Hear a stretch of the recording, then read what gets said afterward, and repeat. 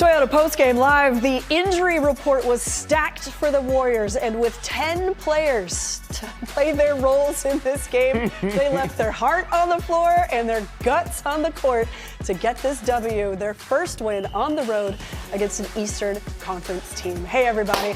That's Festus Ezeli. That's Zena Keita. I'm Kareth Burke. Pat Spencer getting his first career start. He ended up with a career high. He's putting on the headset. We're going to hear from him in just a moment. But Fezzy, tell me about the fight tonight. The fight showed up in the first half. From the jump ball, the Warriors hold the Cavaliers to 18 points in the first quarter.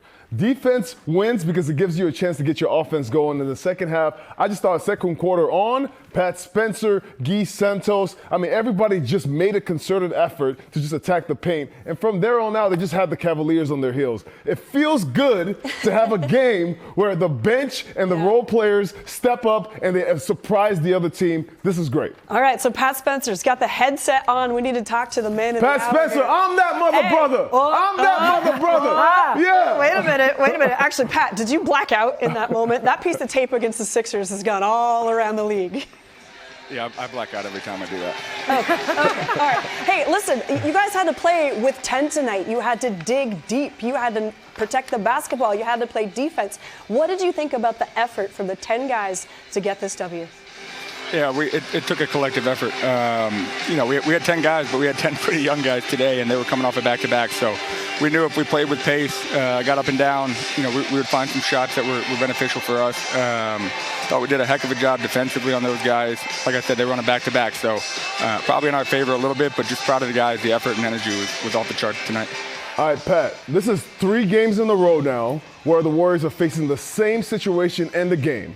What is your mentality? There's 1 minute left. You got maybe a 1-point lead, 2-point lead. What is your mentality even at the end when you have the pass to inbound?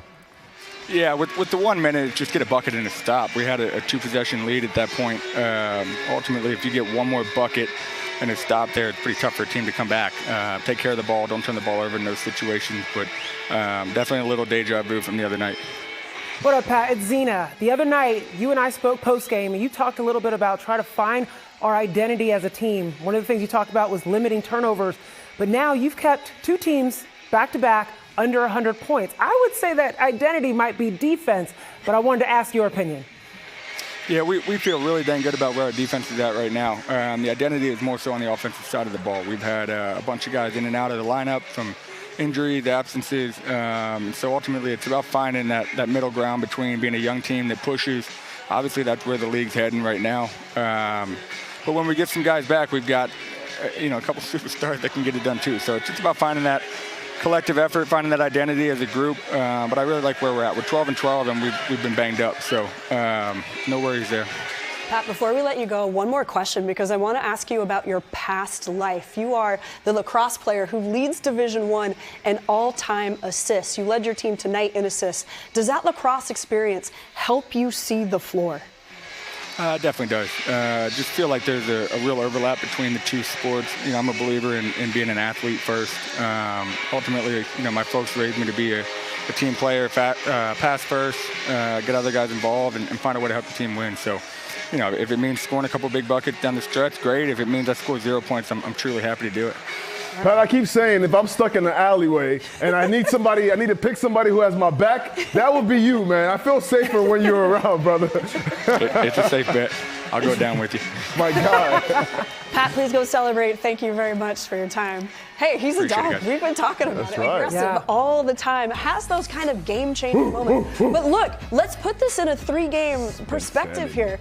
He got his career high tonight with 18. But, guys, one thing that's not on this list, 3 games, only 4 assists total. Pat has been the point guard, the organizer, and he's maybe one of the best stories in the NBA right now, Zena. Yeah, Pat Spencer, what it is just, one, we've talked about the poise. We've talked about his IQ. He's already, as he's responding to us about identity, he's talking about what the league's identity is, what the league's game is moving towards. And that's just the IQ that he plays with. But to have that IQ, that poise, that vision out on the floor mixed with the bravado, mixed with the walk, the swagger with which he plays, that is exactly the type of person you want leading your team, because That type of person will do that. Drive to the basket, get within the trees, figure it out from a place of offense so that your team can get going. Without Pat Spencer going into the teeth of the defense, he's not collapsing things and allowing, making tough buckets. He's not collapsing things and allowing kickouts, allowing guys to understand, let's get the ball inward first, then out. That's what you saw all night. And Pat Spencer, with his bravado, with his I'm meant for the moment type of play, that's what the example he set. I'm that mother brother. That's what he said. Every time Can I say that? I'm worried about you. No, I love it. I love the confidence. I love the poise that he plays with. I love the fact that Pat comes into the game and he knows exactly what the team needs. Not only just the team and the flow, he knows the flow of the game. Yep. He knows where every player should be. Yep. Guys are cutting more and he's finding them in the flow. I just thought that every big bucket down the stretch came from Pat. It came from Guy Santos. I thought him as the organizer just shows the Warriors that they have a lot of pieces that just haven't been in the right spots. And when you have a guy who can properly put them in the right spots, this team is really dangerous, the Warriors. Can we just settle this for a second?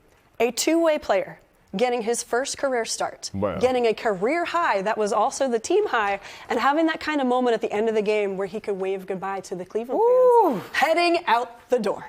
Now, that's big. That's cold. You can't write stories this well, all right? Pat Spencer, as much as we want to talk about him as the organizer, as him knowing the game and understanding high IQ, but let's talk about the shot making. Oh, yeah. Pat is making incredible, tough shots at the end of the game. And this year, he's shooting 39% from the three-point line. Okay. Last year, he shot 22%. For him, it's all about reps. He has been waiting for these moments, just waiting, being a great teammate, being a role player, bench player, whatever. But these are the moments right here. Adversity hits. There's no Steph. There's no Draymond. No Jimmy Butler. We got Pat Spencer. That's what he said. Okay, we got Pat Spencer. It goes to show you just how much talent is in this league, and particularly in the G League. You talk about some of these teams that have done so well in developing their talent, like an OKC, for example, and what we've seen what they've been able to do over the course of the years. But for the Warriors specifically, a lot of the times when you look at Guy Santos, you look at Pat Spencer, for example, you look at these guys that come from the G League with no expectations other than to learn. You'd be fascinated by what they do, go to practice, and what they pick up by just osmosis, being around the greats, wanting to be like the greats. Pat Spencer is a perfect example of that. Guy Santos as well. Yeah, we also have to follow up on a note from our pregame show that the Warriors have a top 5 defensive rating. We saw some of that on display in the month of December, so it's a small sample size, but the Cavaliers were scoring 125 points per game. Tonight, held to 94 points. Fezzi, what do you think? I hope Chris Mullin's watching because you know I say defense wins championships. Why? Because it gives you a chance to get in the game. The Warriors offense lacking, missing Steph Curry, missing Jimmy Butler, and that offense didn't really matter because the Warriors will just they stifled the Cleveland Cavaliers, which is an extremely talented team led by 2 all-star guards in Darius Garland and Donovan Mitchell. Every big stop, every big time they were able to get a stop, they were able to run off of those stops. The Warriors are incredible with that because they have so many different guys that can plug and play. Quinton Post was huge. He was deterring shots, blocking shots, making guys scared to go in the lane. This is the points in the paint we keep talking about. The Cleveland Cavaliers just scored 80 points last game in the paint versus the Spurs. Tonight they have 48 points. That just says a lot about the defense and the toughness of the Warriors. I like the qualitative breakdown. Like you could visually see everything that Festus is saying. I actually want to bring up the numbers to follow up everything you're mentioning. Okay.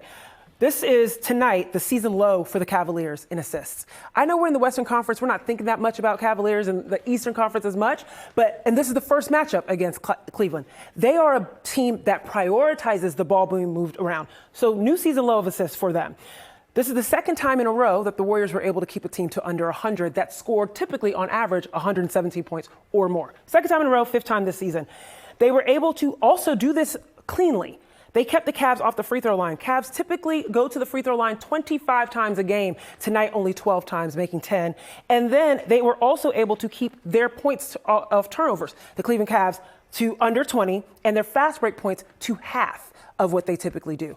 Everything about what Festus just laid out, the execution was so clean. Everyone was moving on a string. It was wonderful, wonderful defense, and it was bought-in, focused defense as well. Okay, we got to hear what Steve Kerr has to say about this because, as Fezzi mentioned, 3 straight games, heart-pounding finishes. Thank goodness this one wasn't a heartbreaker. The Warriors deserving to get this W.